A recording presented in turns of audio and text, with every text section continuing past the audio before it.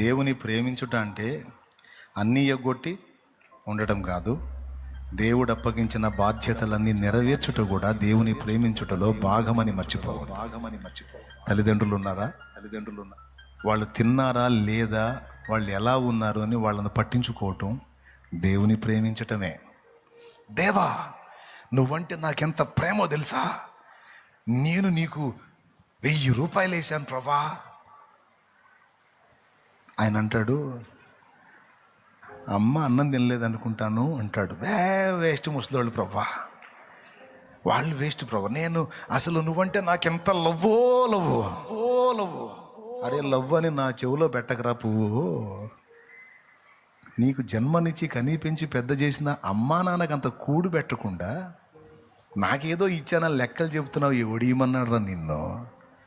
ముందు పెట్టురా, వాళ్ళకి అన్నం పెట్టురా, వాళ్ళకి బట్ట ఇవ్వరా. వాళ్ళు పాచిపోయిన వేసుకొని తింటున్నారు, బూజు పట్టిన వేసుకొని తింటున్నారు. వాళ్ళని చూడరా. నువ్వు చూడనందుకు పోయి ఎక్కడో దేవులాడుకుంటారా వాళ్ళు. ఎక్కడ నువ్వు నన్ను ప్రేమిస్తున్నావురా? నువ్వు నన్ను ప్రేమిస్తే తల్లిదండ్రి విషయంలో నేను ఎలా స్పందిస్తానో నీకు తెలియదా? ఏం చెప్పాను రా నీకు? తల్లిదండ్రిని సన్మానించమని చెప్పాను కదా నా కుమారుడా. నువ్వు వాళ్ళని ద్వేషించి వాళ్ళంటేనే తస్సుమని, వాళ్ళు తిన్నారో లేదో, చచ్చారో బతికున్నారో చూడకుండా నువ్వు వచ్చి నా దగ్గర ఆరాధన చేస్తున్నావు. నాయన, ఎవడికి కావాలరా నీ ఆరాధనలో? నేను చూస్తుంటే అసహ్యం పుట్టుతుందిరా నాకు. వాళ్ళకి బెట్టరా పోయి అన్నో.